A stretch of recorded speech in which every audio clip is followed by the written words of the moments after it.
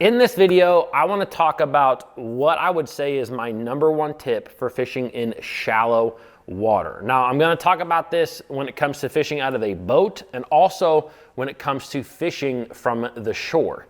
Now, before we get into that tip, this video is brought to you by my apparel company, Fin Fishing. I have launched the Black Friday sales over at Fin Fishing, and basically everything on the website right now, including my USA made sun shirts, the hats that I sell, the all new duck shorts, sun gloves, whatever it may be, they are all 20% off. And I've also got a huge stock of rod gloves in. This is something that I know a lot of you guys have been asking me to get the spinning rod gloves in, and I finally got a lot of spinning rod gloves in. So anyways, I'm gonna leave links down below in the description. Thank you to all of you who have shopped at Fin Fishing in the past, and thank you to all of you also who just simply watch the videos. All right, let's talk about this tip. And this is actually kind of, this video derives from a comment that I got on a video that I just put out a few days ago. Now, in that video, I was talking about swim jig fishing, and I was talking about how, you know, if you watch one of the best swim jig fishermen in the world, Steve Kennedy, fish a swim jig,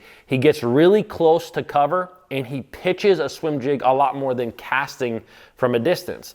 And one of the comments that I got on that video was a guy just saying, hey, doesn't getting closer to the cover scare a lot of fish? And there are a lot of times where that is definitely going to happen. And it actually made me think about what I would consider is the #1 thing to do when you are fishing in shallow water. And like I said, we're gonna talk about this in reference to a boat, also from the shore. Now, the #1 tip, the #1 thing that you can do when it comes to fishing shallow water is stealth.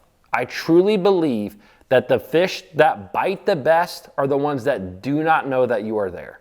That happens in every body of water that you fish, no matter where you fish in the country, no matter what type of fishery you are fishing.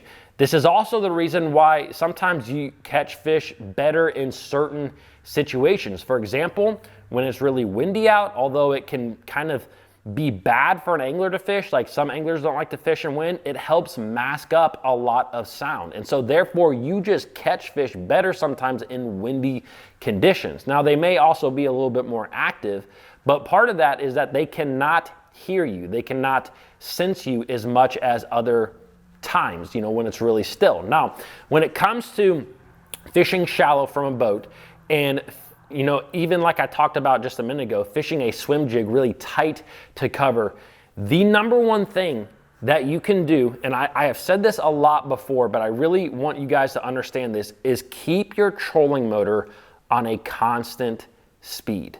This is truly one of the best ways to catch more fish, is keeping it on a constant speed. Also, in part with that, turn off any graphs or electronics that you do not need. If you don't need to know water temps, if you don't need to know the depth you're fishing in, if you don't need to know anything that the electronics are going to tell you, turn them off, or at least put them in standby mode, because that clicking, that pinging noise that you can visibly hear when the boat is out of water hitting against the concrete, the bass can absolutely hear that and feel that. So turn off all your electronics. But the big thing with a trolling motor, and I've said this before, is that I've noticed this several times, especially in the springtime, because in the spring, when you have a lot of fish up shallow of all certain species, you would be surprised at how many fish you can almost run over when you are looking for beds. This is something that, you know, I saw years and years ago. I was fishing down in Florida, and I was fishing a very clear body of water, and I had my trolling motor on high, and I was going through lily pads and Kissimmee grass. I was going through all kinds of different vegetation, but I was not letting up on the trolling motor because I was simply looking around for beds. Now, over the course of me doing that for like an entire day, I almost hit certain fish. Bass that were on beds, I almost ran right up on them. Even there was a lot of carp in the water that you will run right up on.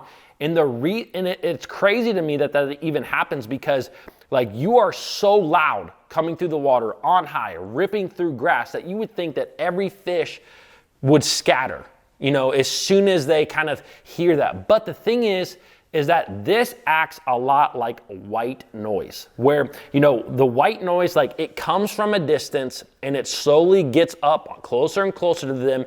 And the bass just kind of like assume that it's part of their natural surroundings. This is exactly like the old saying, I don't know the exact saying, but paraphrasing, if you put a frog in boiling water, he's gonna hop out. But if you put that frog into like cold water and slowly boil it, he'll stay there till he bakes.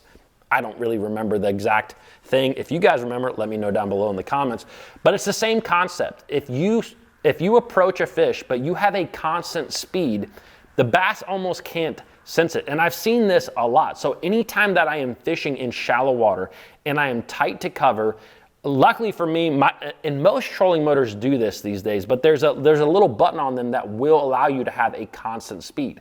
Now I try to go on the slowest constant speed that I can while still being efficient, while still being able to cover a lot of water. And I'm telling you what, simply doing that, you would be surprised at the increase in bites that you get. Because if you are on and off that trolling motor, if you click it on, you go up a little bit and then you go off, you flip the trolling motor around, those vibrations going on and off and that noise, that is what scares a fish.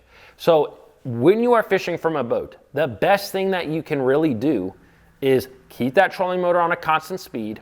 Also, turn off your electronics. Really, really big. Like, I truly believe that that is one of the best things. Here's another thing. I have to mention this really quick. If there are times where you don't have to use a trolling motor, try to do that as well. Now, there's few situations where this works out well.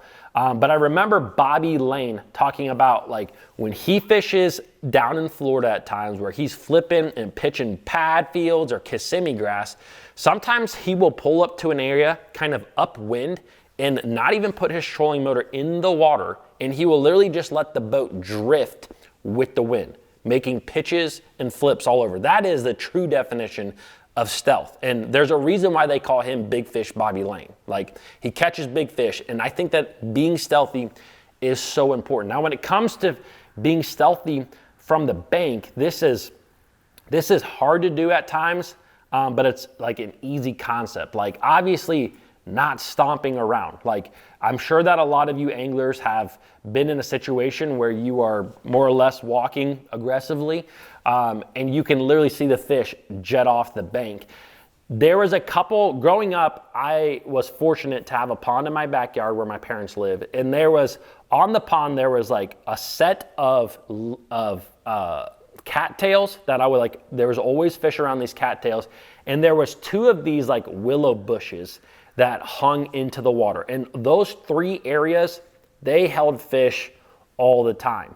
And I realized over the years of fishing that I would get bit more consistently in them if I was very conscious about the way that I approached those areas, like literally silently stepping on the grass to kind of be able to make a pitch to those areas. Like, that was really, really big. If I kind of just walked up on them normal, especially during certain times of the year where the bass just maybe were a little bit more skittish for whatever reason, late in the summer, whatever it may be, you would see those fish jet off from those areas. Like, you would see them come out of those bushes and go away. Or I wouldn't always see them in the reeds, but you would definitely get a lot more bites in those cattails if you slowly approach some of those areas. So being stealthy, I truly believe that it is the number one thing that will help you to catch more bass.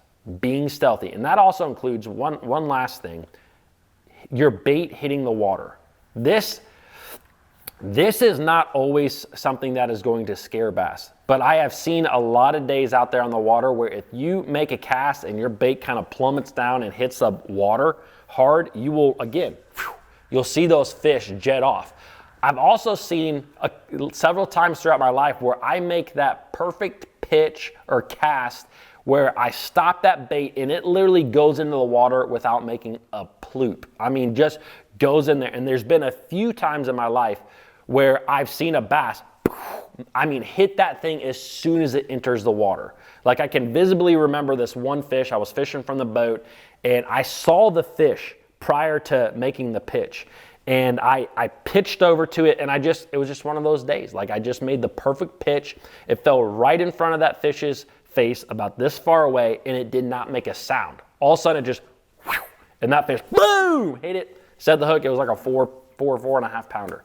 Awesome fish. So anyways, being stealthy, it's the #1 way that you can get more bites in shallow water. All right, guys, hope you enjoyed this video. Don't forget to check out that fin gear, and I will see you guys tomorrow.